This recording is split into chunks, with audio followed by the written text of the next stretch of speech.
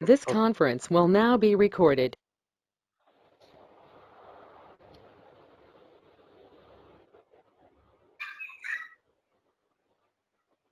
Okay, no, sir?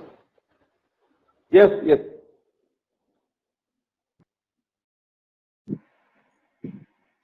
Okay. All of you, good morning. My name is Rajnikant Reddy, working at DPHS Uppala, Mandal. Today, we are going to discuss about an interesting topic.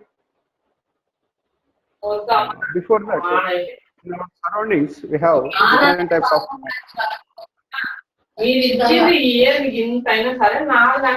matter. Means, what is matter? Sudarshan sir, please mute change sir. Sudarshan sir, please mute sir.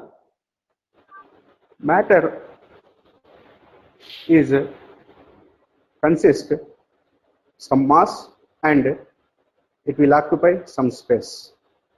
Whatever it may be the matter, either it is living matter or non-living matter, is in general made up of molecules. Matter mainly is of two types according to our chemistry. One is elemental matter.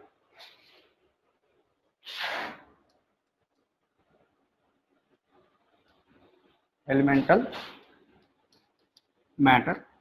In this we have molecules and compound matter. In this we have molecules. Then what is the difference between this elemental matter and compound matter?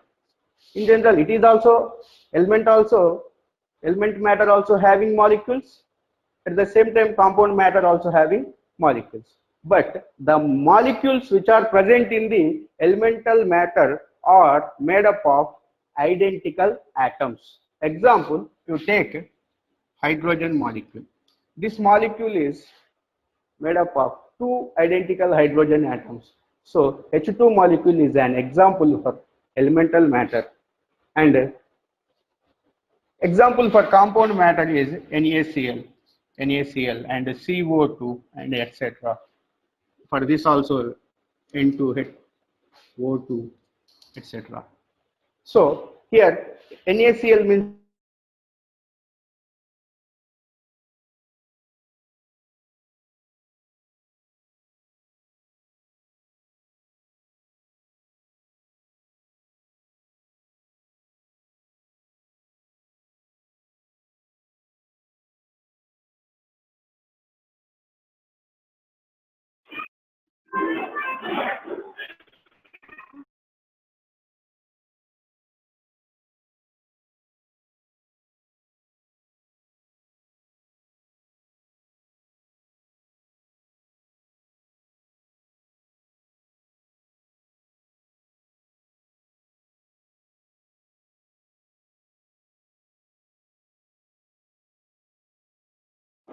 Rajinikanth sir sound వస్తలేదు. ఈ R Jyothi ఎవరు close చేయమని చెప్పండి ఆమెను video. Rajini sir, Jyothi madam off చేయండి. Right, మీరు గట్టిగా చెప్పండి, గట్టిగా చెప్పండి.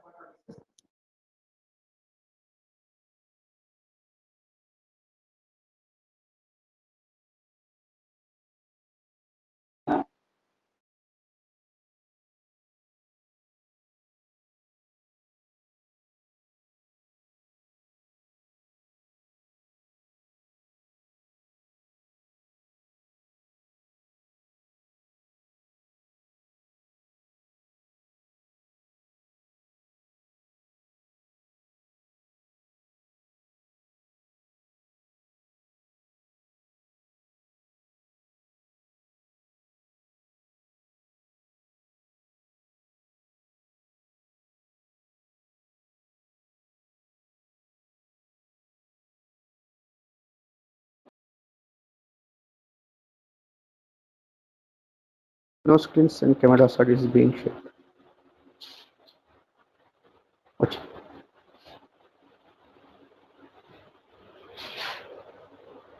Okay, some net problem. More than this 100 subatomic particles which are present in an atom, only 3 have more lifetime period. They are namely electron, proton, neutron. No doubt, we know that electrons have negative charge, protons have positive charge, neutrons have no charge. No charge. Okay. Even though electrons and protons are oppositely charged to each other, they are present in the atom. They will attract each other. If they will attract each other, what happens? The process annihilation will take place. Annihilation. What is annihilation means? Mass is converting into energy. The atom will collapse, but atoms are stable. Matter is stable. By this reason only this universe is going on. Otherwise, the annihilation process will take place. But the process is not taking place means what? Even though electrons and protons having opposite charges, also they are arranged in the atom in a systematic way, which is not leads to the process annihilation. Annihilation means what? Destruction of the matter. Mass is converted into energy, according to Albert Einstein's theory. Please, one thing is clear that I have to give imagination, according to Einstein only, imagination is more important than knowledge. So please imagine, just imagine. Why? Because our chemistry subject is a abstract subject. So go through my voice and board. If you are not getting any clarity, please raise your voice. Next, so how they are arranged? These subatomic particles, namely electrons, protons, and neutrons in an atom. The study of systematic arrangement of subatomic particles, namely electrons, protons, neutrons, in an atom is called atomic structure. Today, our topic is also atomic structure. Atomic structure. Okay. Once again, I am repeating. Matter is made up of molecules. Matter is two types: elemental matter and compound matter. Elemental matter is made up of elemental matter molecules are made up of identical atoms, and compound matter molecules are made up of different atoms. Whatever it may be, in atoms also we have subatomic particles: electrons, protons, neutrons. Even though the electrons and protons are oppositely charged together compared to each other, they are giving stability. The process annihilation is not taking place. So the electrons and protons and neutrons are arranged in a systematic way. How they are arranged without taking the process annihilation is the study is nothing but atomic structure.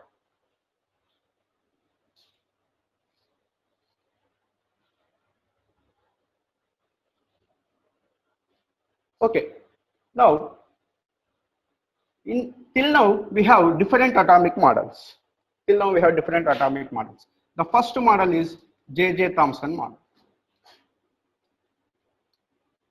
Before that we have Leonard model also, but it is very important. J.J. Thomson model, which gives the explanation for the arrangement of subatomic particles in the atom. J.J. Thomson after Rutherford model. Third one is Bohr's model. Fourth one is Bohr's Sommerfeld model. And fifth one is present, which is giving a good idea about to all us, is quantum mechanical models of an atom. This is also called modern explanation for the atomic structure, and the wave mechanical model also it is called. That one is what? Quantum mechanical model. Before going to discuss about all these models, we should know the nature of electromagnetic radiation. Electromagnetic radiation is nothing but the oscillating electric field will produce magnetic field. Already we know in Einstein state experiment, the current carrying conductor will deflect the needle which is in the magnetic compass. Means what? The current carrying conductor producing a magnetic field around it. Here also the oscillating electric field produces magnetic field.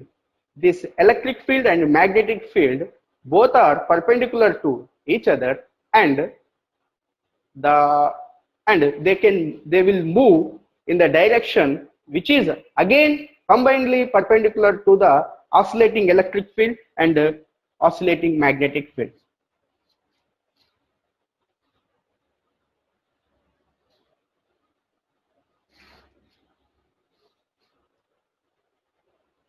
Suppose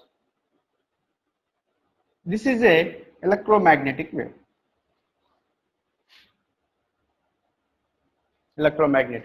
Our visible light, the white light, the light which is giving sensation of vision is also a electromagnetic radiation.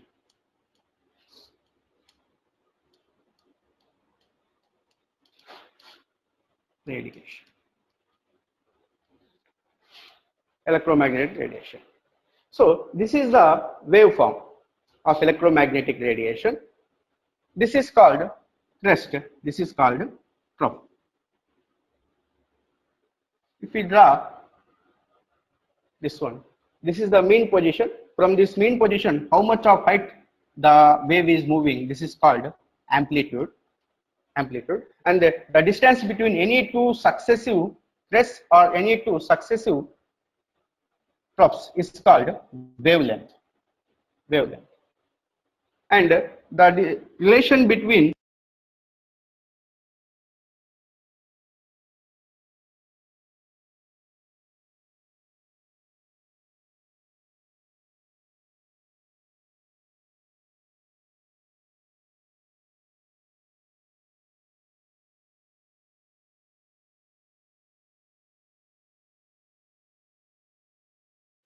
call it. Okay.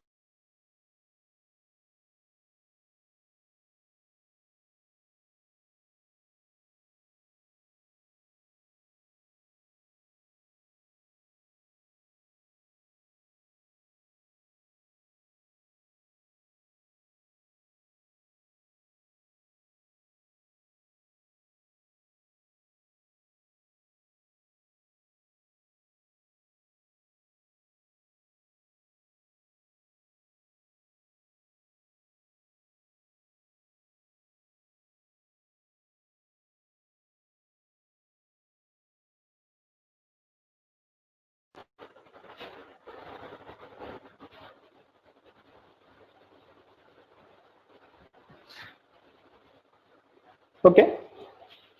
So the here E is energy of electromagnetic radiation.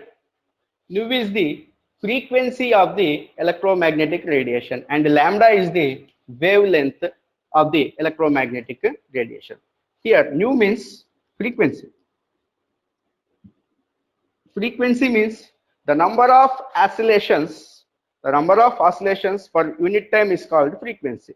If the movement, the oscillations are increased, energy also increased. By that reason, E and nu are directly proportional to each other. Suppose this the wavelength is decreased. What happens? The number of troughs and crests in short length they will be more. Means what? The oscillations will increase. The oscillations will increase. Suppose I will draw here. This is in the short period 1, 2, 3 oscillations are there, but here in this wave we have only one oscillation, 1.5 oscillation is there. That means what? As wavelength decreases, the number of oscillations increases. The number of oscillations increases per unit time, then what happens? Energy also increases. Energy also increases. Suppose you take a blade or any metal strip and put it in a gap and move any either side, what happens? It will comes into vibrating mode. If you drag it with more force, it will comes into vibration with more vibrating mode. Means what? The number of oscillations increased per unit time, the frequency also increased. The frequency also increased. So E equal to nu lambda. And according to Max Planck, E proportional to nu, E equal to h nu, E equal to h nu, equal to h nu. H is here Planck constant. Its value is 6.625 into 10 to the power of minus 34 joule second. E proportional to nu, E proportional to nu.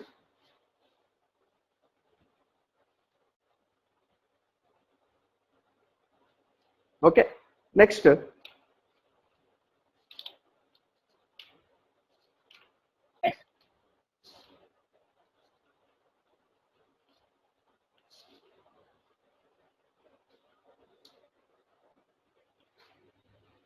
This is E proportional to nu.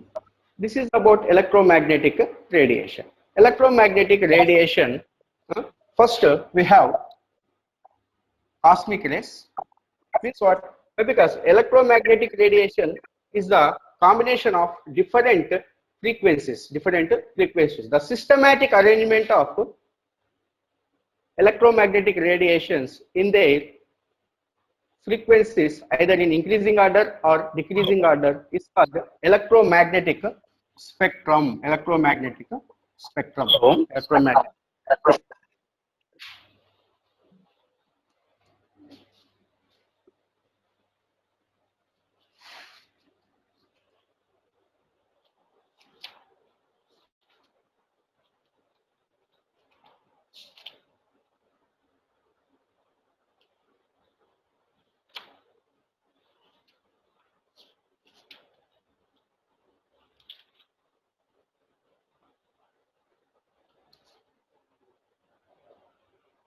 Okay.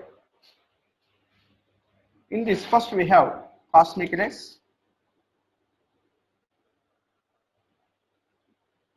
gamma rays, X-rays, visible rays,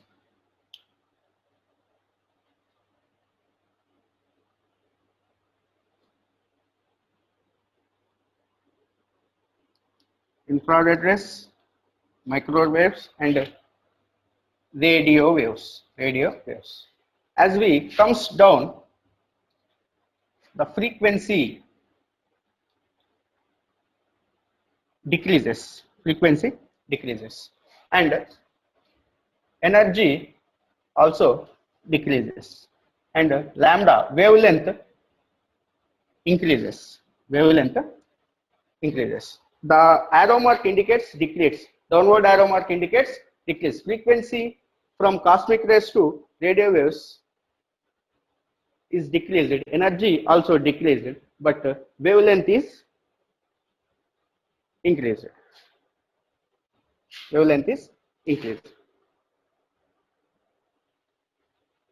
Okay. So frequency is decreased, energy is decreased, and wavelength is increased. Why? Because energy and wavelength are opposite proportional to each other. Okay.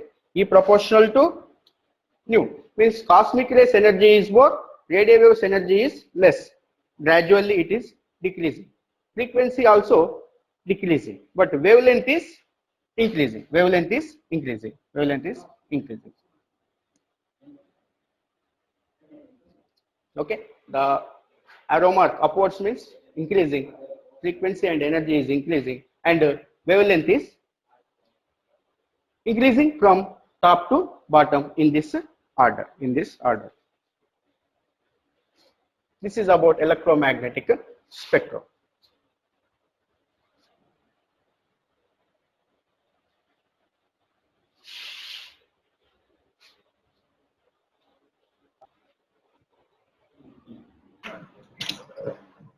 Okay, and now comes to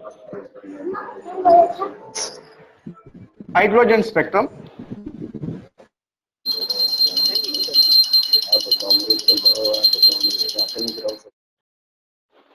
Hydrogen spectrum. In hydrogen spectrum, we have three regions of spectral lines. Before the hydrogen spectrum, we have two types of spectrums. One is absorption spectrum,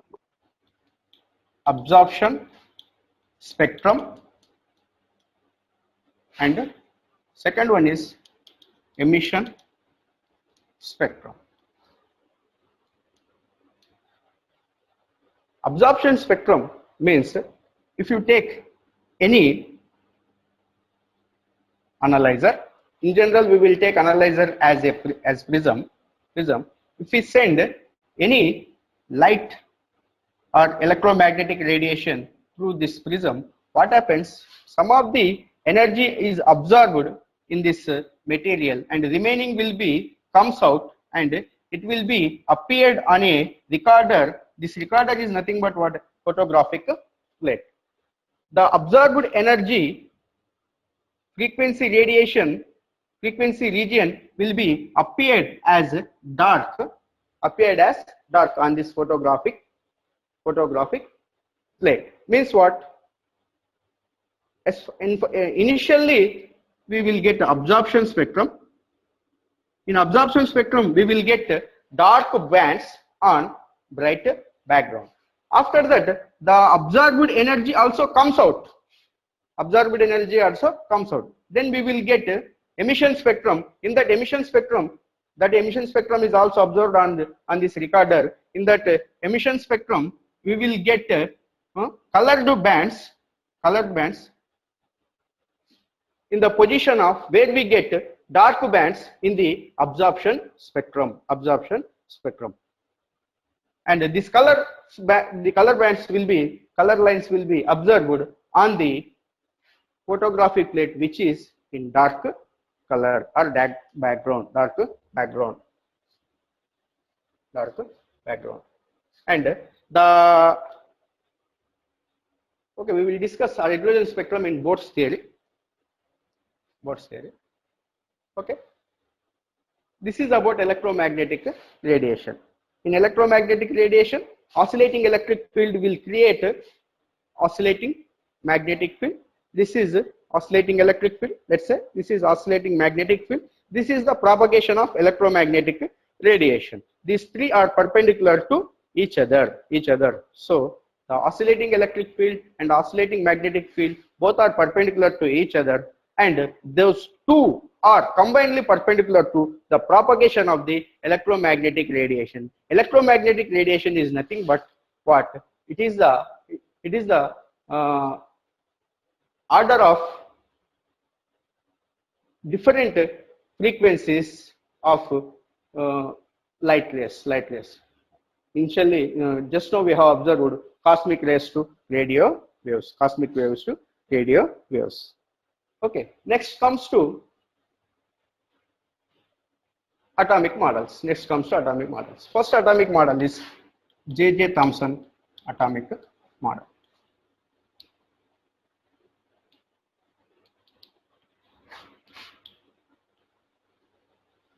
J.J. Thomson atomic model.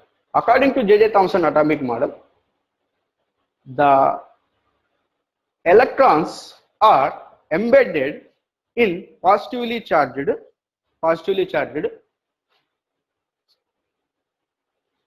positively charged, and atoms are spherical in shape. He compared his model with watermelon.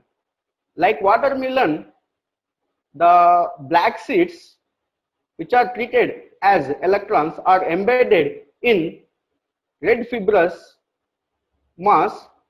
This red fibrous mass is also treated with positive charge. Means what? Red fibrous mass, గుజ్జు, ఎర్రటి గుజ్జు, watermelon లో ఉండే ఎర్రటి గుజ్జు అనేటువంటిది అతను positive charge గా తీసుకున్నాడు. And black seeds which are present in the watermelon are taken with negatively charged particles, nothing but what? Electrons. Means what? Here he compared the red fibrous mass of watermelon with positive charge, and black seeds are compared with electrons. So like the black seeds embedded in red fibrous mass of watermelon, electrons also embedded అంటే పొదగబడ్డాయి, ఉంచబడ్డాయి. Electrons also embedded in red fibrous in positive charge. But the J.J. Thomson model could not give any account for atomic spectra, and it could not give any explanation for the stability of the atom. Next comes to Rutherford model.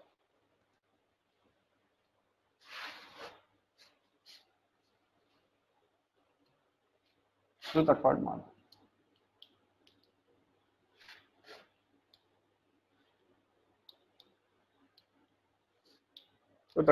According to Rutherford, atoms are spherical in shape. Atoms are spherical in shape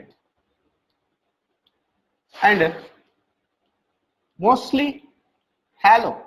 అంటే ఖాళీగా ఉంది. Mostly hollow. And at the center of the spherical atom, protons are present. Why? Because before announcing this model by the Rutherford, he discovered nucleus of the atom by his alpha ray scattering experiment.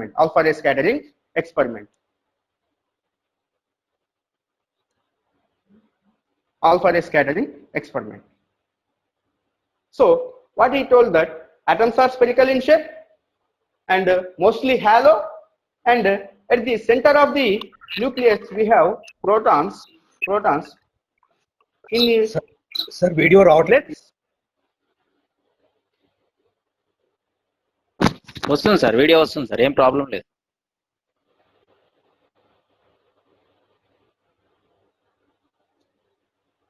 వస్తుంది, okay, video వస్తుంది sir, మీరు continue చేయండి. Video వస్తుంది, అంత clarity ఉంది. నిన్నటిదాన్ని ఈరోజు clear sir, ఏం problem లేదు ఈరోజు. and mostly hollow, and the mass of the nucleus, the mass of the atom also present in the nucleus according to Rutherford. And he told that electrons are revolving around the nucleus like planets around the sun. By the reason, the Rutherford model is also called planetary model. And so third point is planetary model.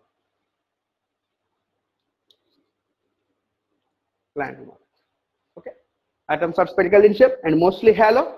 At the center of the nucleus we have, at the center of the spherical atom we have protons, and the mass of the atom is mostly due to nucleus only, according to Rutherford. And he is also telling that the electrons are revolving around the nucleus like planets around the sun. By that reason, the Rutherford model is also called planetary model. And in this atom, according to Rutherford model, two types of forces are present. One force is attracting electrons towards the nucleus. Another force is away from the nucleus. The force which is towards the nucleus is called centripetal force. Centripetal force. And the force which is away from the nucleus is called centrifugal force. Centrifugal force. This is frictional force. Kalpita balam, centrifugal force. Centrifugal force. When these two forces are equal in quantity and opposite in direction, then what happens? The electron will revolve around the nucleus without changing its path. Like planets. Okay. But it has also some limitations. What are the limitations? Means, according to classical laws of physics, whatever it may be the particle which is in motion or either in rotatory or translatory, whatever it may be the type of motion, it will loses its energy, and it's here also the rotating electron path, also loses its energy, and its elliptical path will become spiral, and finally it comes closer to the nucleus and falls into the nucleus. Then what happens? Again the process annihilation will takes place. Why? Because the mass will be converted into energy, but the annihilation process is not taking place. Matter is stable.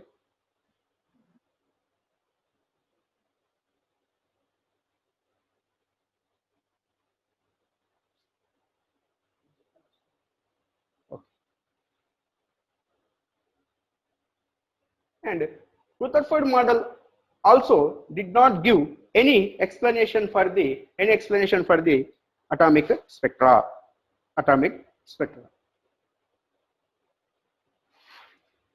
Next one theory we have to discuss, very important theory before discussing Bohr's model of atomic structure, that is quantum theory. Before that, once again I am recapitulating the Rutherford model, which is also very important. According to Rutherford, atoms are spherical in shape and mostly hollow. At the center of the spherical atom, we have protons, that is called nucleus. Nucleus is alone responsible for the mass of the atom, and electrons are revolving like planets around the sun. So this model is called planetary model.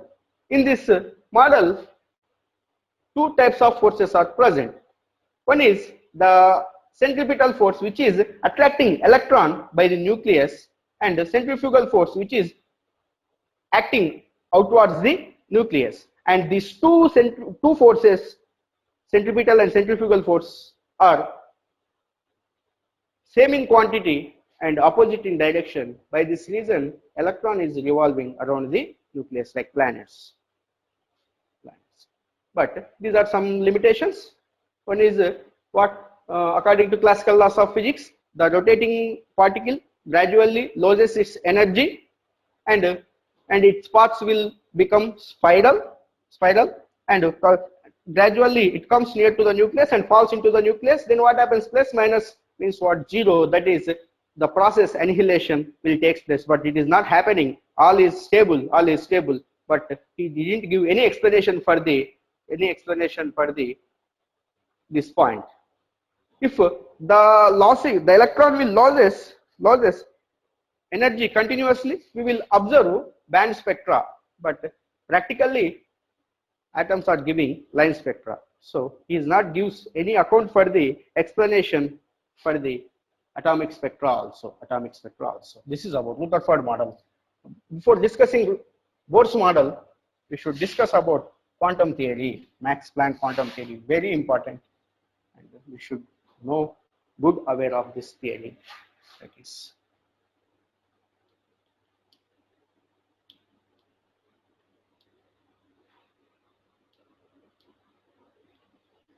according to Max Planck, whatever it may be, the body is heated to a certain temperature is called incandescent temperature. Incandescent temperature. It starts emission of radiation. the emission of radiation is always directly proportional to its frequency. The emission of radiation's energy is directly proportional to its frequency, and the emission does not take place in continuous manner. It will takes in discontinuous manner. It appears to be continuous, but it is not continuous process. The emission of radiation by a body which is heated up to certain temperature, the temperature is called incandescent temperature. Incandescent temperature means what? The temperature at which the object starts after heating emission of radiation. So E proportional to nu. When we remove this proportionality, we will get a constant, and that is called H. H is nothing but what? That is, it's is constant only. Is means what? Planck. Its value is equal to 6.625 into 10 to the power of minus 34 joule second, not joule by second, joule second. In Hertz, 6.625 into 10 to the power of minus 27 erg second. So, and he also tells that the emission of radiation or absorption of radiation by a body will take place simple integral multiples of h nu. Suppose you put n, this is n, this is h nu. H is Planck constant. N values starts with 1, 2, 3. N means n values are not in fractional. They will be integral values. Means what? The emission of radiation must be 1 h nu or 2 h nu, 3 h nu, but not 3 by 2 h nu, 4 by 2 h nu, not in fractional values. Each h nu is called quanta. Quanta means how much in German language. H nu is a quanta. 1 quanta, 2 quanta, 3 quantas energy will be released. The released energy will no doubt depends upon the frequency. As frequency increased, the number of vibrations per unit time increased, energy also increased. By that reason, Max Planck concluded that the emitted energy or absorbed energy is directly proportional to its frequency, and the emission and absorption of energy by a body which is heated up to its incandescent temperature will take place in the simple integer multiples of h nu, that is E equal to nh nu. N values are 1, 2, 3 and so on. So not in fractional values. This is called quantization of energy. Okay, this is very important one. And one more theory is there. Almost same theory, but one thing is different. Here we are treating electromagnetic radiation is in the form of wave, but according to Einstein, electromagnetic radiation consists some material particles. So according to Planck, electromagnetic radiation is wave, but according to Albert Einstein, electromagnetic radiation consists material particles called photons, not protons. PHOTONS. Don't be confused. Photons. Its energy is directly proportional to mc square. This is also called mass energy equivalence. Remaining is same as Max Planck quantum theory. Einstein theory of radiation.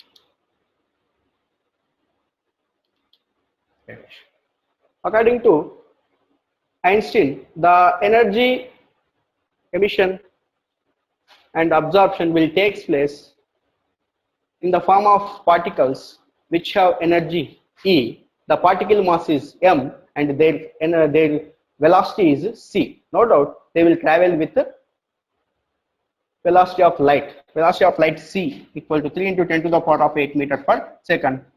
So here, but the party here is treating that electromagnetic radiation contains material particles, namely those are called photons. Please remember, photons. The photons are the particles. If the mass is m, and they will travel with the velocity of light, and their energy is E. Remaining postulates are as same as quantum theory only. Then Planck told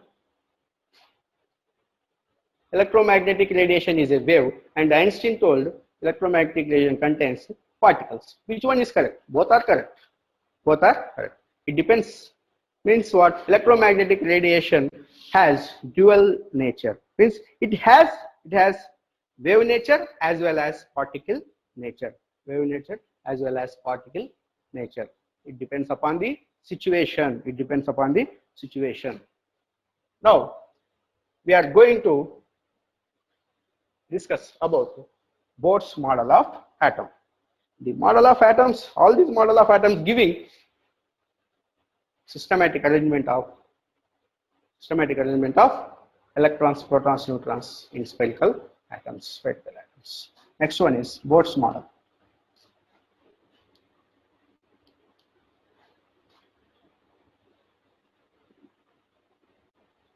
Remember, Bohr's model of atom is nothing but it is the combination of Rutherford model and quantum theory, Max Planck's quantum theory. So Bohr's proposed his model, which is giving explanation for the atomic structure based on Rutherford model and Max Planck quantum theory of radiation, quantum theory of radiation. According to Niels Bohr, electrons are revolving around the nucleus in circular paths.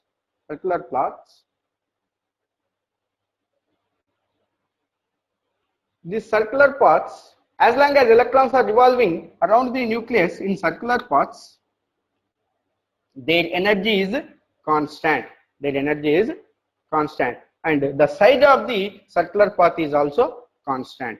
By that reason, the moving paths of electrons in Bohr's model are called stationary orbits.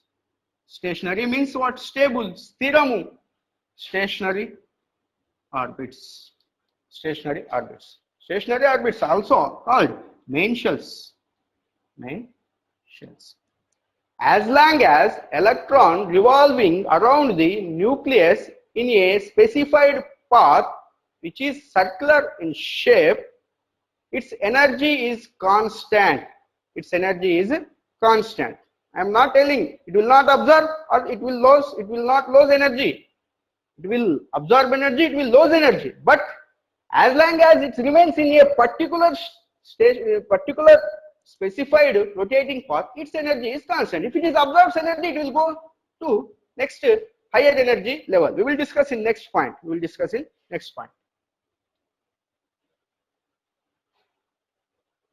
Okay, the first point is about stationary orbit. The second point is about size and energy of the stationary orbits according to Bohr's model of an atom. According to Niels Bohr, the stationary orbit size, which is moving path of electron, will size and energy both will be increased as we move far from the nucleus. In Bohr's model also, nucleus is at the center of the atom only.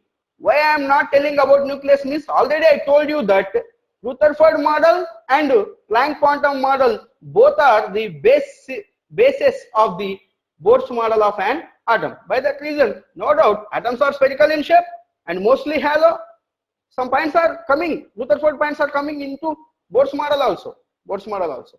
Okay, around this nucleus, electrons are revolving in specified paths, circular paths. As long as electrons are revolving in specified circular paths, their energy is constant. So those circular paths of revolving electrons around the nucleus of spherical atom are called stationary orbits. Those are also called main shells. And according to Niels Bohr model of an atom, the main shells or stationary orbit size and energy both will be increased. Both will be increased as we move far from the nucleus. మనము ఈ nucleus నుంచి దూరం పోయే కొద్దీ ఏమైతుంది circular main shell యొక్క size and energy both will be increased. Means what? Suppose this is the first stationary orbit. In general, it is denoted by n equal to 1. This is n equal to, this is n equal to 3. This is first main shell denoted by n equal to 1. Second main shell denoted by n equal to and n equal to 3. These are also denoted by letters respectively K, L, M and so on. K shell means first main shell, L shell means second main shell, M shell means third main shell, which n value is 3. As we move far from the nucleus, what happens? The size and energy both will be increased for a stationary orbit. This first stationary orbit size is energy is E1, second one energy is E2, third one energy is E3, and first one radius is R1, second one radius is R2, and third one radius is R3. No doubt, by this picture, it is clear that E1 is less than E2, E2 is less than E3, and so on, and R1 is less than, R2 is less than R3. Okay. If we supply some source of some energy from the source to an atom, what happens? The electrons which are in the lower energy state will goes to the next higher energy levels as how much of energy they absorb. Suppose the electron which is present in E1 goes to E2, means it absorbs energy from the external source, which is equal to E2 minus E1, which is the energy gap between first stationary orbit and second stationary orbit. E2 minus E1, energy minus some energy. We will again get energy only. So energy according to quantum theory, it is directly proportional to nu, E equal to h nu. Here also energy is quantized, E equal to nh nu, equal to nh nu. Suppose E2 minus E1 is that, again we get E only, it is also proportional to nu, E equal to h nu. Here also energy is quantized according to Max Planck quantum theory. N value starts with 1, 2, 3 and so on. N equal to 1 means that is first stationary orbit, N equal to means second stationary orbit, third stationary orbit, and so on and so on. Energy is quantized. He also told that angular momentum of electron is also quantized. Angular momentum of electron means what? MVR.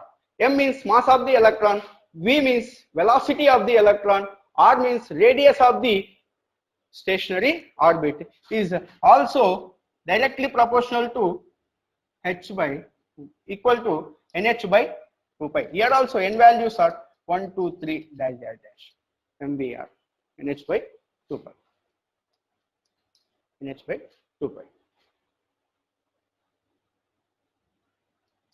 MVR equal to nh by 2 pi. So angular momentum is nothing but what? The product of mass of the electron and velocity of the electron and radius of the electron in which stationary orbit it is rotating around the nucleus in that particular situation.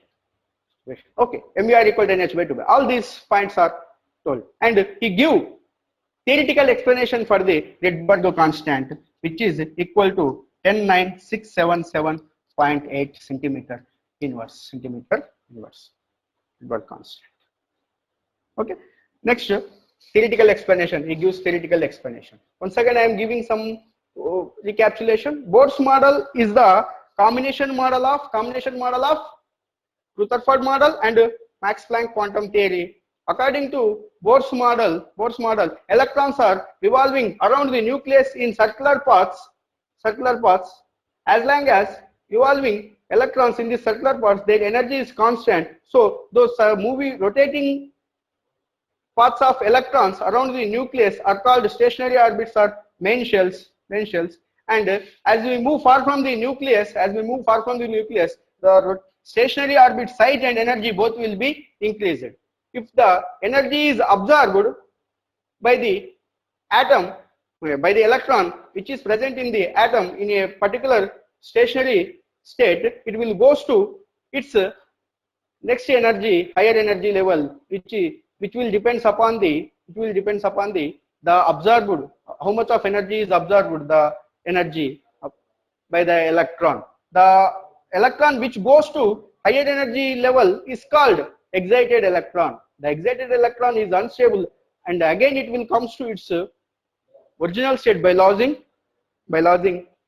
its energy by according to quantum theory of radiation only. E proportional to nu. Loss or gain of energy is directly proportional to nu. E equal to nh nu. And it has some drawbacks. Bohr's model also some drawbacks. It couldn't give any explanation for the atomic spectra which have more than one electron. Bohr's model give only explanation for the atoms or species which have only one electron. It couldn't give any explanation for the spectra of the species which have more than one electron. That means poly-electron atoms or species atomic spectra is not explained by Niels Bohr. And he couldn't give any explanation for the Zeeman effect and Stark effect. First one, he explains only only one electron means hydrogen has only one electron. This is only the atom which has no neutrons in it. It has only one electron and one proton. Hydrogen, helium plus, lithium 2 plus, beryllium 3 plus. Why? Because hydrogen atomic number is 1. So it has only one electron. Helium atomic number is 2, means it has 2 protons and 2 electrons. If you remove one electron, plus 2, minus 1, then it will get 1 plus charge. Helium plus, lithium 2 plus, beryllium 3 plus, all these and so on, which have only one electron. Species, atomic spectrum, only explained by the Niels Bohr. It couldn't give any explanation for the poly-electron systems. Second one, Bohr's model could not give any account for Zeeman effect and Stark effect. Zeeman effect means if you put any atom in a, this is Zeeman effect will be observed in magnetic field, and Stark effect will be observed in electric field.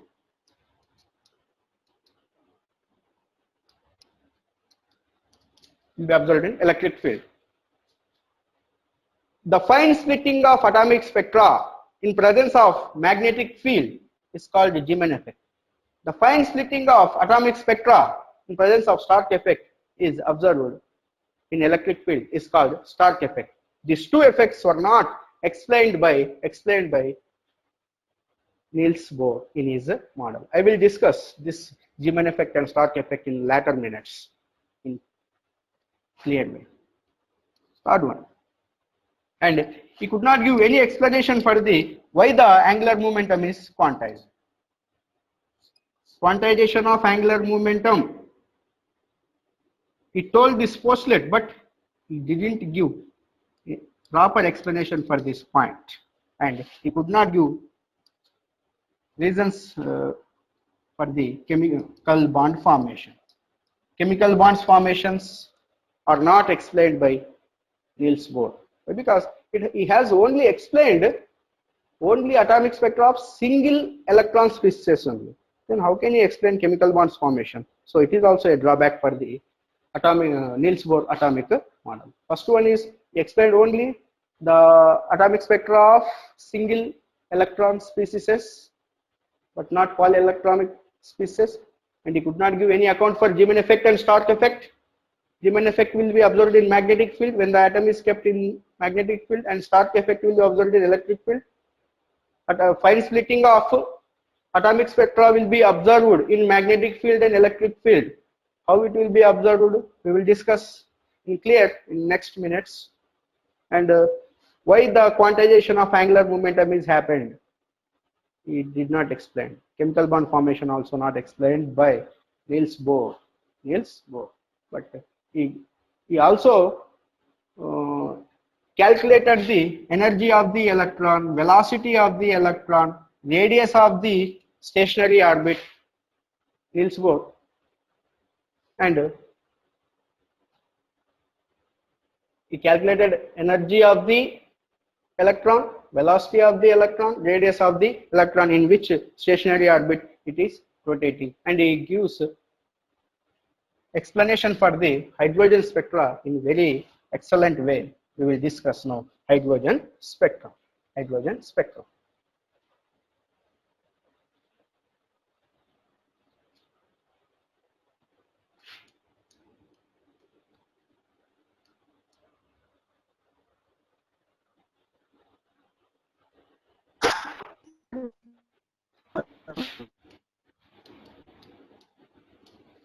Hydrogen spectrum. Hydrogen spectrum. When we place hydrogen gas in a discharge tube, in a discharge tube, this is battery, plus minus. What happens? The electrons will be evolved.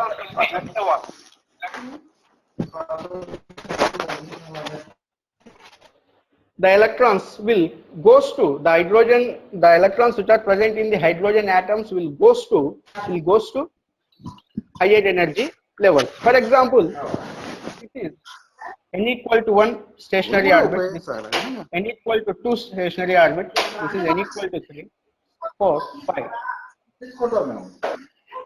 N equal to 5 stationary orbit of hydrogen. By this discharge tube experiments only, the electrons and protons were found. This discharge tube experiments first conducted by William Crookes in 1869 to 1875. In 1886, in this discharge tube experiment, the scientist Goldstein invented proton, not proton, positively charged particle. In 1911, the positively charged particle is named as proton. Positively charged particle is named as proton. What happened means, the pressure in the discharge tube. This is a glass tube, simple glass tube. This is one electrode, this is another electrode. This is positive electrode, this is negative electrode. The voltage is about 10 kV to 20 kV. And 10,000 volt nunchi 20,000 volt varaku untadi. And the pressure in the discharge tube is reduced to 0.001 millimeters of Hg.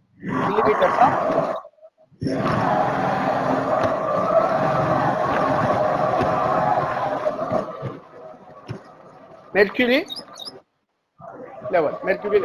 The pressure in the discharge tube is 0.0001 millimeters of mercury barometer, and the voltage is 10 to 20,000 kilovolts.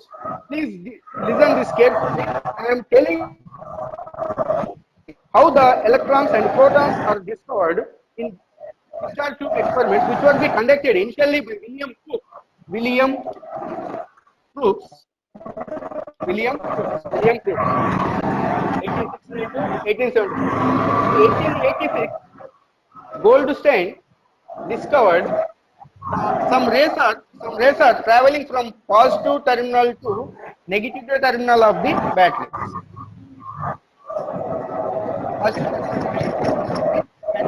Straight line direction, disturbance.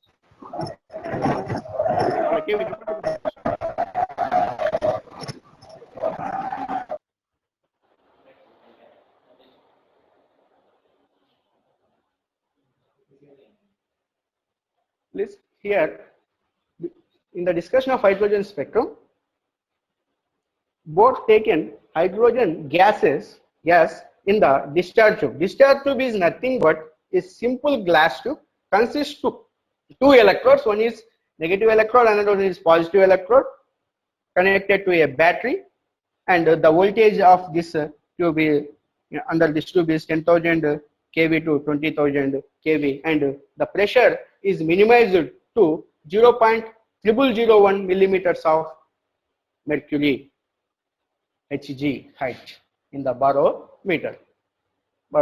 Then what happens? Some rays, initially some rays starts from positive terminal to negative terminal of the battery. Means what? The rays moving towards negative terminal means what? No doubt they have positive charge. So the rays which are moving in the discharge tube experiment, which are observed by Goldstein in 1886, starting from positive terminal of the discharge tube and reaching negative terminal of the battery, means they contain positively charged particles. The rays are traveling in straight line direction. They will, if we put a wheel in the middle of the discharge tube, the wheel will rotate. Means what? Those rays have energy. And these rays also called anode rays. Anode rays starts from positive terminal of the battery to negative terminal of the battery, and they are traveling in straight line direction and reaches negative terminal of the battery. These anode rays contains positively charged particles. The positively charged particle was invented by Goldstein in 1886. Later, it was named by Rutherford in 1911 after successful completion of his alpha ray scattering experiment. And these anode rays also deflected by the magnetic field. And similarly, some rays are starting from negative terminal of the battery to positive terminal of the battery. Means what? Negative terminal rays which are starting from negative terminal and going towards positive terminal, means no doubt they are attracted by the positive terminal. So the rays which are traveling from negative terminal to positive terminal, rays having negatively charged particles, those negatively charged particles are invented by J.J. Thomson in 1898.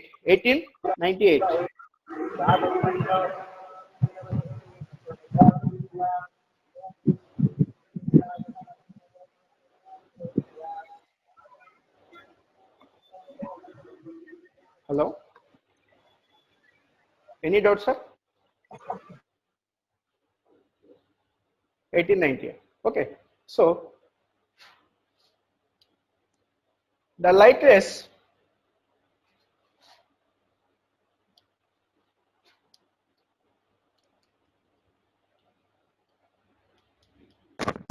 Ramachandraiah sir మీ video off చేయరా?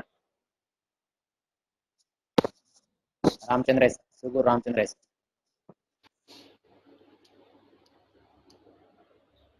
Okay, if we supply some energy from the external source to a hydrogen atom in the discharge tube,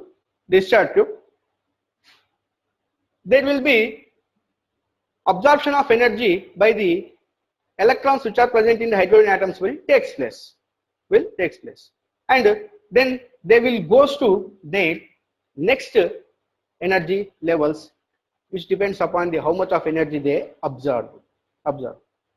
Okay, after absorbing, they will goes upwards. For example, the electron which is present in first main shell will goes to fifth main shell. That the electron which goes to n equal to 1 to n equal to 5 is called excited electron. Excited electrons are unstable. Again, they will lose electrons energy by the Max Planck quantum theory of radiation only, according to Max Planck quantum theory of radiation. Suppose if it loses energy, if it comes to n equal to 4, we will get bracket series of spectral lines by the analyzer on photographic film. Suppose here we put a recorder analyzer, and here we put a photographic plate. We will get spectral lines on this photographic plate, which were also placed in the discharge tube only. Bracket series of lines, spectral lines. And if it comes to n equal to 5 to n equal 3, we will get a Paschen series of spectral lines. And if it comes to n equal to 2, we will get Balmer series of spectral lines. If it comes to n equal to 1, again only, we will get Lyman series of spectral lines. This Lyman series will be appeared in UV region, and Balmer series will be appeared in visible region, and these three will be appeared in IR region, IR spectral region, IR frequency region, These three will be observed in IR spectral frequency region, and this Balmer spectral lines will be observed in visible spectral region, and Lyman spectral lines will be observed in UV spectral region. This is about hydrogen spectrum. And if comes to n equal to 6, if it goes to n equal to 6, and again also it comes to downward only after losing its energy. N equal 6 to n equal to 5, we will get what? Spun series of spectral lines in infrared frequency region. This is about hydrogen spectrum.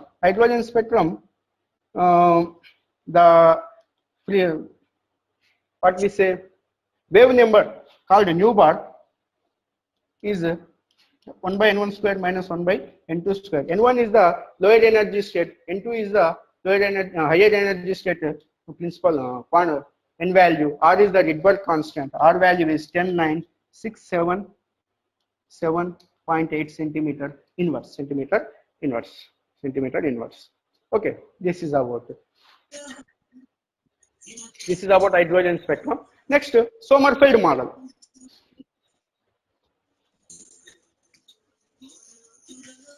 Sommerfeld introduced substationary orbits which are present in the stationary orbits, which are elliptical in shape. Each stationary orbit has substationary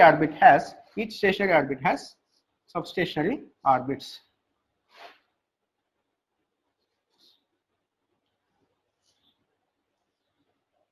For example, this is n equal to 1. It has only one substationary state, that is only stationary state. What comes to n equal to 2, it has two substationary states. One is in spherical in shape, elliptical in shape, and another one is spherical in shape. N equal to 3 has three substationary states.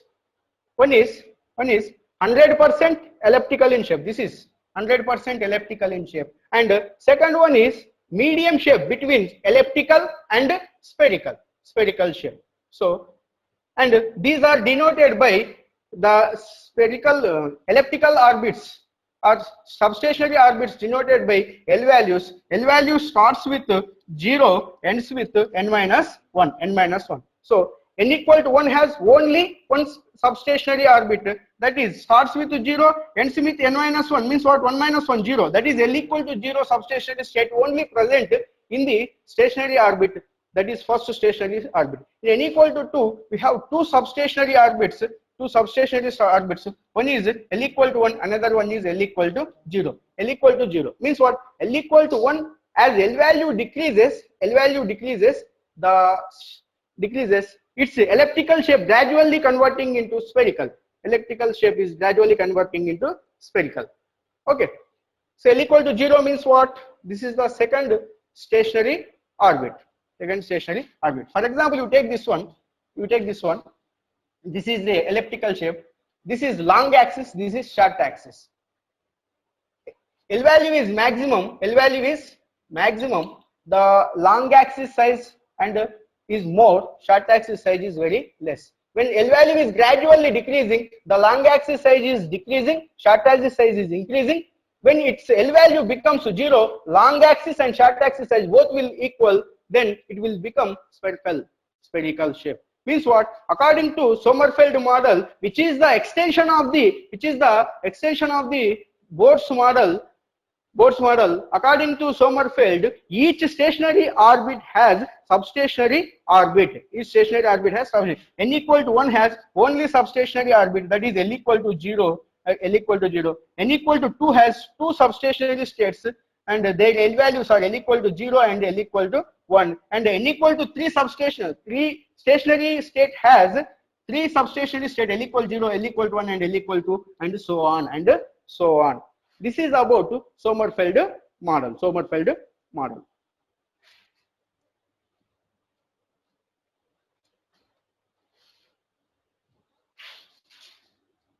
And now, modern theory or quantum mechanical model of an atom. This quantum mechanical model of an atom is the quantum mechanical model of an atom is the combination of 3 concepts. One is de Broglie wave equation, de Broglie equation, de Broglie equation or de Broglie principle, and Heisenberg uncertainty principle. Please, due to lack of time, I am not writing total words. You already know all these things, but I am giving some recapitulation and some extra idea I am trying to do. Heisenberg uncertainty principle, and next one is Schrödinger wave equation. Schrödinger wave equation. These 3 combinedly gives the modern atomic model, which is also called wave mechanical or quantum mechanical model of atom. According to de Broglie, matter has dual nature. Means what? Matter is wave nature as well as particle nature. So if the particle has wave nature, it has wavelength. The wavelength is given by de Broglie by a certain equation called h by mb. This equation is called lambda equal to h by mb is called de Broglie equation. M into v means what? Momentum. Lambda is equal to h by p. Here one thing is clear, that if m value increases, what happens? The lambda value becomes very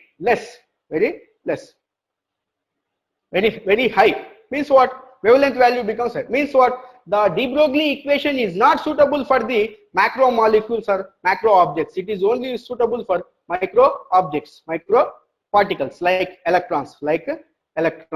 And Heisenberg uncertainty principle. According to Heisenberg,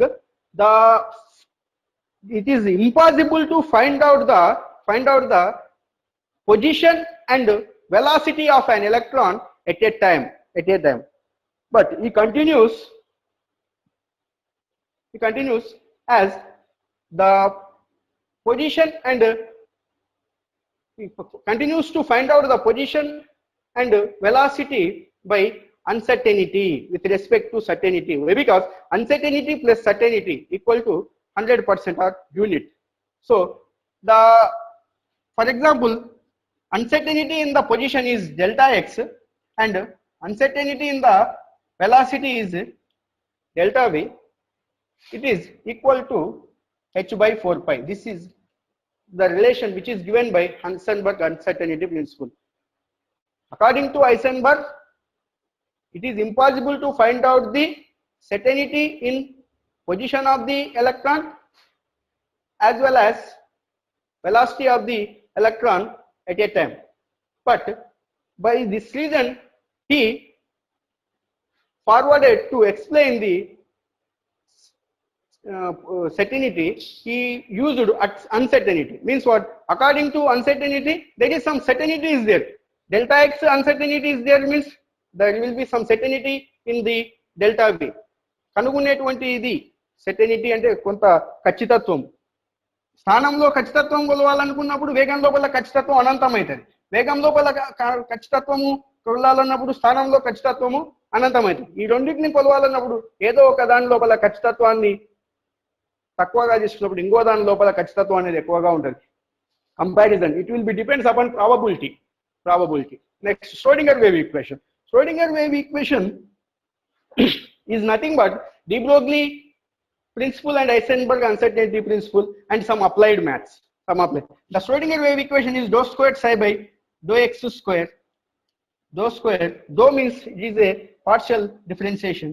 Already I told you, Schrodinger wave equation is the combination of de Broglie principle and Heisenberg uncertainty principle, and it will be solved by the applied mathematics. Dou squared psi by dou y square, dou squared psi by dou z square plus 8 pi square m by h square into e minus v into psi equal to 0. If we solve this equation, we will get six solutions. Three solutions are real for this Schrodinger equation. We have six solutions.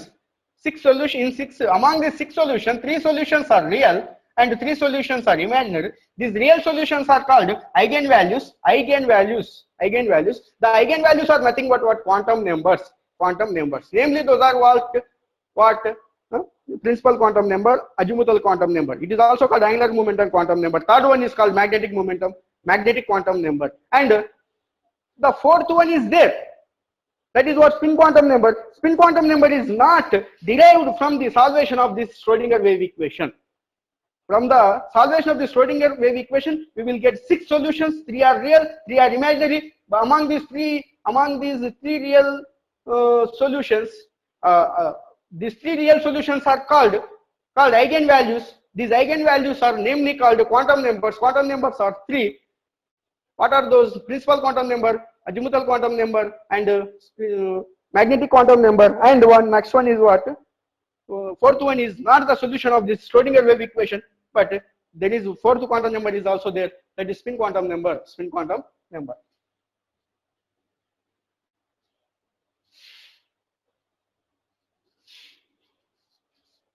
Now we will discuss about quantum numbers. Quantum numbers will give idea about an electron, whatever it may be, the position of that one. Clear idea of the position of the electron, where it present in the atom. First one is principal quantum number. Please, I am not writing totally, it will take some time. Principal quantum number. Principal quantum number is proposed by Niels Bohr. According to principal quantum number, the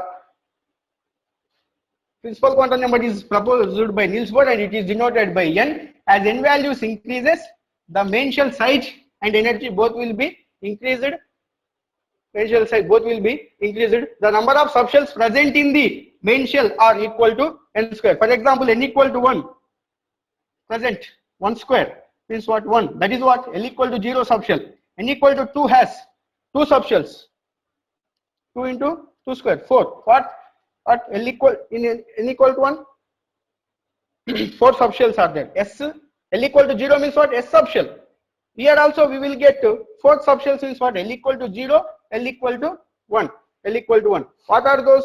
L equal to 0 means S. L equal to 1. P means L equal to 1 means P. P means what? Px, Py, Pz. 1, 2, 3, 4. So 4 subshells are there. So the number of subshells present in the main shell are equal to n squared. The number of electrons present in the main shell equal to 4 into 2. Why? Because each subshell contains 2 electrons in maximum number. This is about principal quantum number. It is proposed by Niels Bohr, and it is denoted by n. And as n value increases, the energy and the size both will be increased for a stationary orbit. The principal quantum number gives information about stationary orbits. The number of substationary orbits present in the stationary orbits equal to n square. Already I have given some examples here. N equal to 1 means this is what 1s subshell. N equal to 2 lo undi kabatti this is 2s, this is 2p, 2px, 2py, 2pz, 2pz. So this is about principal quantum number. Next one is azimuthal quantum number or angular momentum quantum number. It tells about the information about substationary orbit. Azimuthal quantum number. It tells about information about substationary orbits. For examples, this azimuthal quantum number is denoted by L letter. L value starts with 0, ends with n-1, and L values depends on n values. Means what? The azimuthal quantum number L values depends on principal quantum number, and those starts with 0, ends with n-1. For example, n equal to 1 starts with 0, ends with n-1. Means what? 1 minus 1, 0. So L equal to 0. Means what? That is what? 1s subshell. N equal to 2. This principal quantum number has subshells. Subshells values denoted starts with 0, ends with n-1, 2 minus 1. That is what? 1. L equal to 1. This is what? 2s, and this is what? 2p. This and so on. And S subshell has spherical in shape. P subshell orbitals are dumbbell in shape. D subshell orbitals are D subshell. For example, you take n equal to 3, L equal to 0, L equal to 1, n-1 means what? 10 by 3 minus 1, 2, S, P, D, 3S, 3P, 3D. Huh? 3P. L equal to 2 means 3D. L equal to means 3D.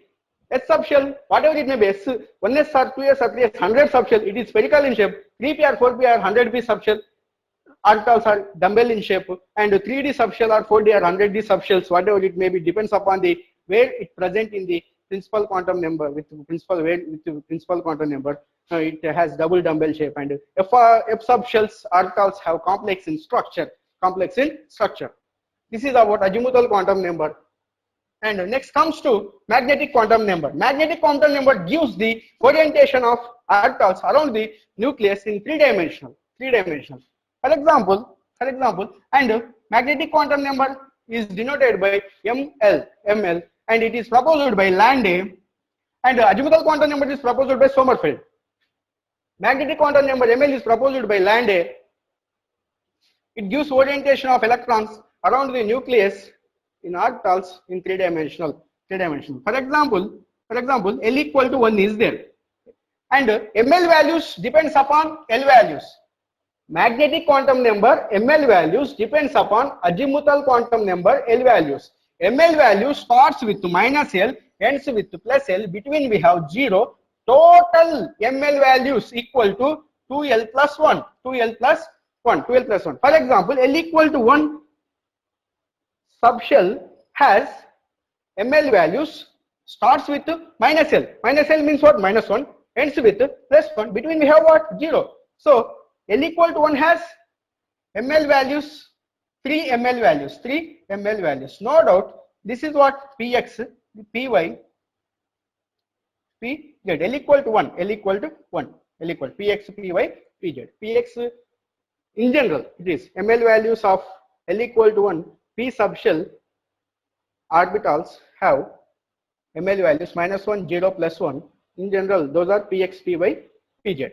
This is to take L equal to 2. ML value starts with minus 2, ends with plus 2. Between we have minus 1, plus 1. Again 0. Total how many ML values are there here? 5. 1, 2, 3, 4, 5. 5 ML values. No doubt. This is what? dxy, dyz, dzx, dx square y square, dz square. These are subshells. Okay. This is about magnetic quantum number. For example, this is nucleus. This is one p orbital. This is another p orbital. This is another p. No doubt there will be in the dumbbell shape only. I am showing you I am showing you in this diagram. Okay, these ml values and the substation, the orbitals will be appeared in presence of magnetic field only. Main shells have subshells. Subshells will be splitted into many more energy levels. Those will be appeared in spectrum as fine spectrum, means what? Highly defined spectrum on photographic plate in presence of magnetic field or electric field. Means what? ml values or orbitals which are present in the substationary orbit will be appeared in presence of magnetic field or electric field. For example, n equal to 2 is there. If it will be present, if it is not present in magnetic field or electric field, it has 2s subshell and 2p subshell. If we put it in magnetic field or electric field, we will get 2s will be splitted into one spectral line, 2p will be splitted into two spectral line. One is what? -1 px 0 py, another one is pz +1 Okay, this is about Zeeman effect and Stark effect. And magnetic quantum number gives the orientation of electrons around the nucleus in three-dimensional by explaining Zeeman and Stark effect. And spin quantum number gives the rotation of electron around itself. If the rotation of electron around itself and nucleus, if it is in clockwise direction, the spin is called plus of spin. If it is in anti-clockwise direction, it is called minus of spin. The spin quantum number is introduced by Uhlenbeck and Goudsmit in 1925. And the spin quantum number gives idea about each orbital have maximum 2 quantum numbers with 2 electrons in them with 2 opposite spin. Suppose if any 2 electrons have same spin in a orbital, it is called parallel spin, or if it is not happened, that is called what? These 2 are parallel spin examples. Means it is a clockwise spin, it is also clockwise spin indication. This is anti-clockwise spin, this is anti-clockwise, both are in same spin. So this is one parallel spin example, this is another parallel spin indication. This is about spin quantum number. Next comes to then how the electrons will present in the subshells and main shells and subshells in the orbitals. This will be explained by the electronic configuration.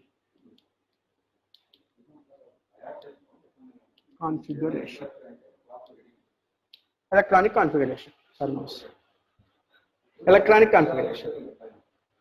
Electronic configuration gives the information about systematic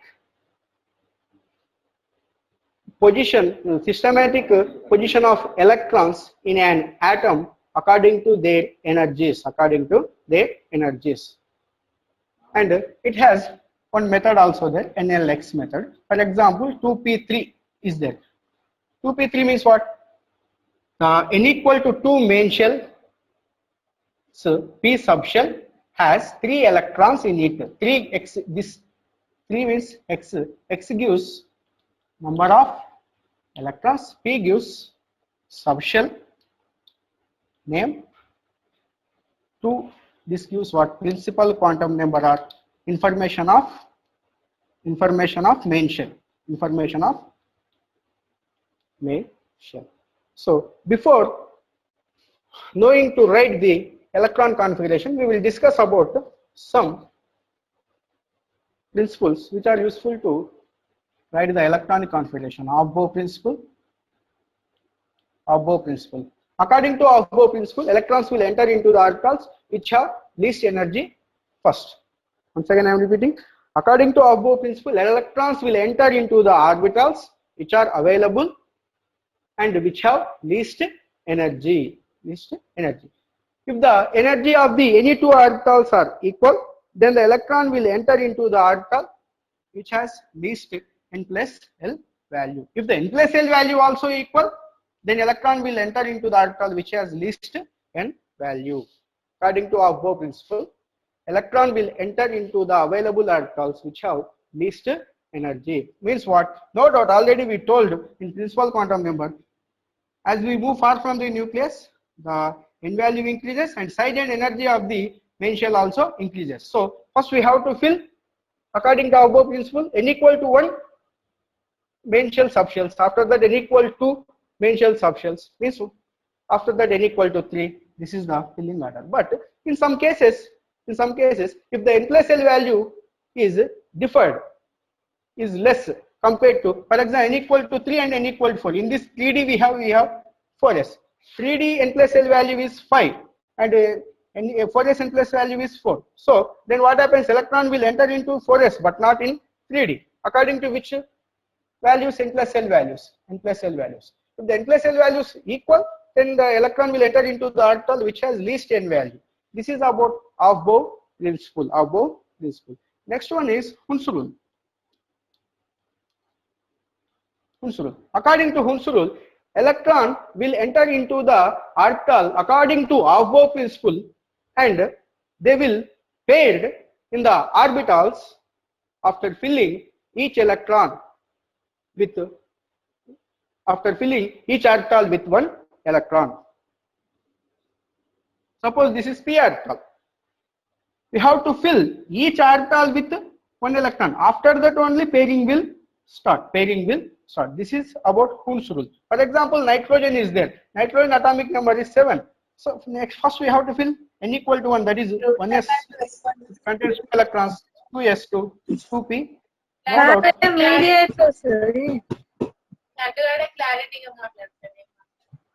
And 2p has 3 electrons. So first we have to fill each orbital with 1 electron. Only If it is oxygen,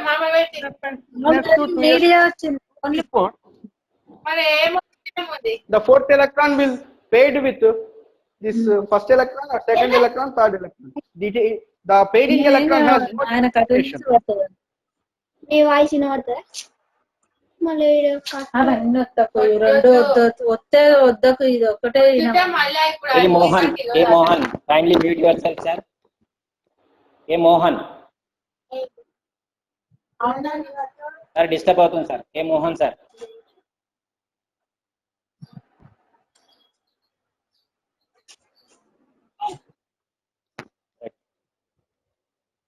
Sorry, carry on. Next, Pauli exclusion principle. Aufbau principle states that the electron will enter into the orbitals which are available, which have least energy. If the n plus L, in terms of n plus L values, the orbital which has least n plus L value, in that orbital an electron will first enter. If the n plus L values are equal, then the orbital which has less n value, in that orbital electron will first enter.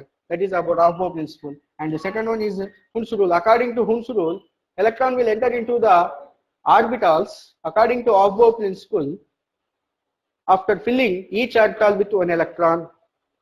Then only pairing will start. ఒక్కొక్క electron నింపిన తర్వాతనే అందుబాటులో ఉన్న orbital ఒక్కొక్క electron నింపిన తర్వాతనే జతకూడడం అనేటువంటిది జరుగుతుంది. After filling each orbital with one electron, then only pairing will starts. This also happened according to Aufbau principle only. Next, Pauli exclusion principle. According to Pauli exclusion principle, no two electrons have 4 same quantum numbers. ఏ రెండు ఎలక్ట్రాన్లకు 4 quantum సంఖ్యలు సమానంగా ఉండవు.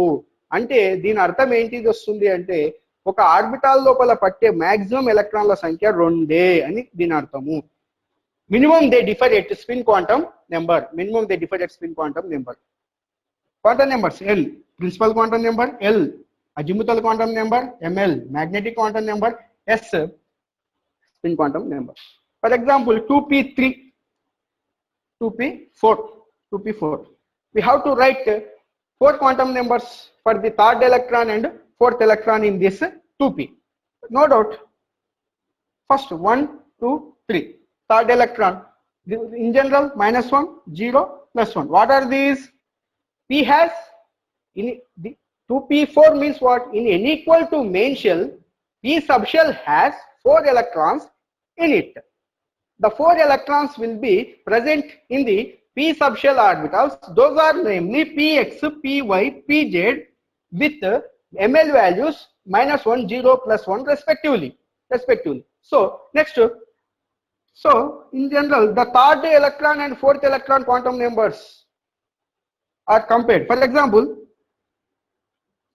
first electron and fourth electron number are when we compare the first electron quantum numbers and fourth electron quantum numbers in general way, the first electron is present in this shell, in this box only, in the representation, and fourth electron also present in this box only. So no doubt these two electrons, first electron and fourth electron.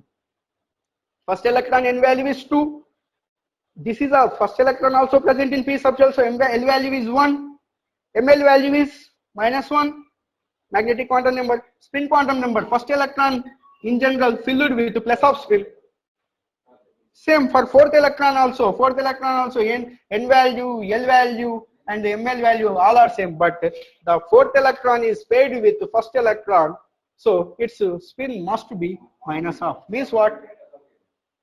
According to Pauli exclusion principle, no two electrons have same 4 quantum numbers in an atom. Okay, ఇంకేమన్నా మిగిలిపోయిన any doubts?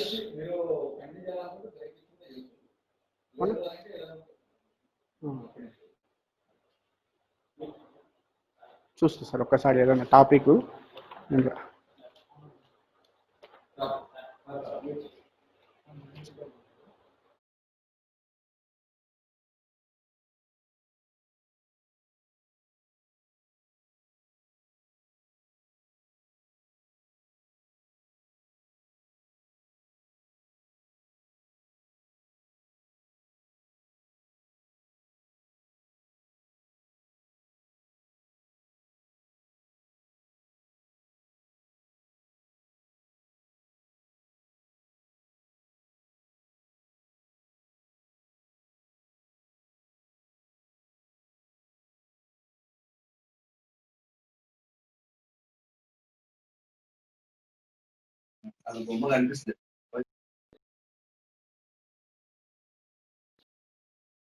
Okay, sir. Thank you, Ananda. అందరు ఓపికతో విన్నందుకు.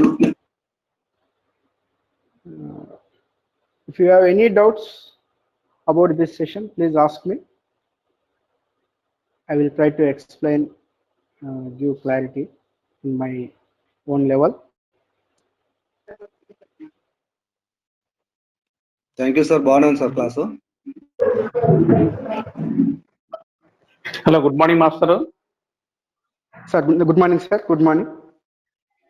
Sir, you are given a very good explanation and basing of all the topics you are covered in a lot of patience. You explained very well. Thank you, sir. And one more thing, sir, you have explained the annihilation also very well. So many teachers have the doubt. Sir. Mass will be converted into energy. Okay, we have so many examples. What Yes, about sir. energy converted into mass? Any examples are there in your physics, sir? Energy converted into mass. Yes. So many teachers have having the doubt. Thank you. No problem. Just I am asking the idea. Then only we'll give that one now. I think, sir, mass is converted into energy in some. Yes. So many examples are there. But yes, sir. I never But think on energy this. also converted into mass. Then only Yes, yes. the Einstein It is equation. possible. It is possible, sir. Yes, It is possible. I am not able to give some examples. No problem. Yes, so many have the doubt. Very good. So in Thank my you, sir. opinion, a small idea is there for me. Sir. Electron and positron having the two particles, fundamental particles. Yes, sir. Electron and positron both will be Yes, sir. combined at the nuclear level, nuclear field of the electrical field. They will be converted into the neutrino, neutrino. Yes, That sir. is the example. Yes, sir. Energy also converted into mass. Or photon will be divided into electron, positron also is there. Very good. But I impressed, sir. You given a lot of patience and every point you explained very well. Thank Very you, good, sir. very good. And you take Thank the you lot very of effort. So when you take these slides and that IT tools, your work will be somewhat easy. Thank you, sir. Thank you very much, sir.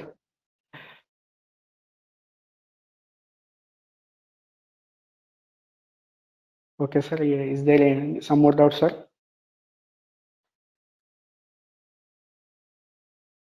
Next session, sir. Okay, sir. Thank you very much.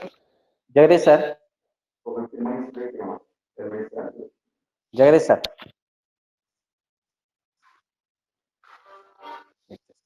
Sir Ranjit sir.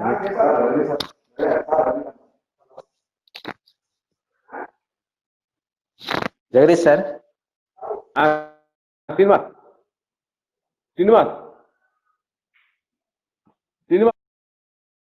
Break ఇవ్వండి. Right sir. అందరూ రజనీకాంత్ రెడ్డి గారు many thanks. ఎందుకంటే ఈ moment లో కూడా మీరు అమూల్యమైనటువంటి టైంని వెచ్చించి ఉపాధ్యాయుల కోసం ఈ శిక్షణ ఈ 1 సెషన్ ని కండక్ట్ చేసినందుకు thank you very much sir. ఇప్పుడు ఒక 10 minutes బ్రేక్ తర్వాత మళ్ళీ నెక్స్ట్ సెషన్ స్టార్ట్ అవుతుంది సార్. శ్రీనివాస్ ఒక 10 minutes తర్వాత బ్రేక్ సార్. ఒక 10 minutes తర్వాత మళ్ళీ నెక్స్ట్ సెషన్ స్టార్ట్ అవుతుంది సార్. భాస్కర్ పాపన్న డిఎస్ఓ గారు తీసుకుంటారు next session. Please 10 minutes after 10 minutes. Rajinikanth Reddy thank you very much. Rajinikanth Reddy sir. బయట ఉన్నా sir. No problem. Okay no problem. Right. ఒక 10 minutes 55 స్టార్ట్ చేద్దాం Seenu. 11:45 11:55. Thank you Seenu. Right.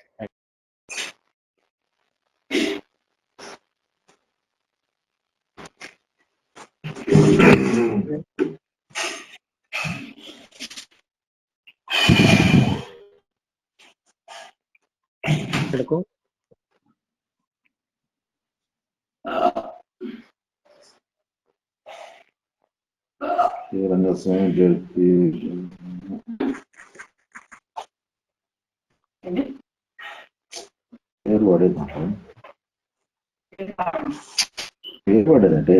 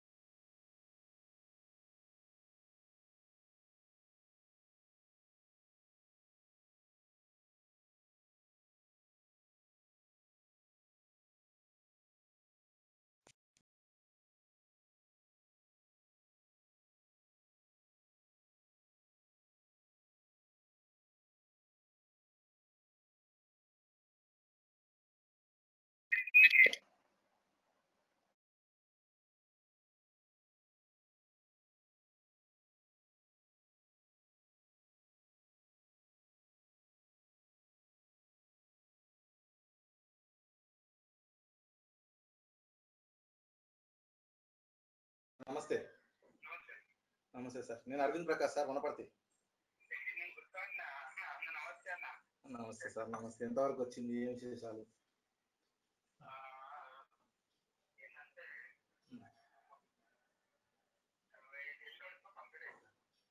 Publishing ఎంతవరకు వచ్చింది సార్? అంటే ఇక పబ్లిషింగ్ స్టార్ట్ అయిందా ఇంతవరకు ఒకటన్నా? ఓకే. ఇంకా మార్పులు చేర్పులు ఏమైనా చేస్తుందా సార్? మార్పులు చేర్పులు ఇంకా నడుస్తున్నాయా అండి? ఓకే. మొత్తం మీరే చూస్తున్నట్టున్నారు. అవును. ఓకే. మనది నేను ఒక 5 రాసి పంపించింది కదా, అవి విశ్వకర్మ ప్రతిభావంతులు వనపర్తి గద్వాల సంస్థానాలు. అయితే అవి ఒక్కసారిగా నాకు పంపిస్తారేమని వాటికి ఒక్కసారి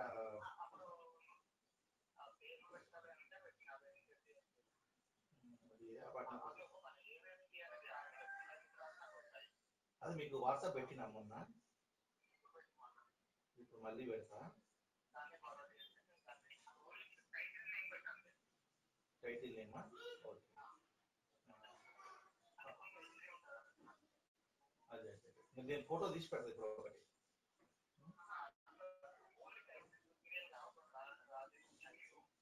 అదే అదే అవే అవే 5 ఈ 5 నా దగ్గర ఉన్నాయి. అవే మీకు పెడతా అంటున్నా, ఫోటో పెడతా, వాట్సాప్ ఫోటో పెడతా. ఆ 5 నాకు పంపించండి ఒకసారి, ఓకేనా సార్? తర్వాత రెండోది, ఈ రాసిన దాంట్లో నేను కొంచెం చిన్న మార్పు చెప్తా. ఏం లేదు మార్పులో, కొన్ని దాంట్లో సింగిల్ బైరోజు చంద్రశేఖర్ అని ఉంది కదా, వాళ్ళ పేర్లే పెట్టండి, నా పేరు ఏముందని సింగిల్ గా పెట్టండి. ఇప్పుడు వీటికి కూడా ఒక రెండింటికి మాత్రము డబుల్ ఉన్నాయి.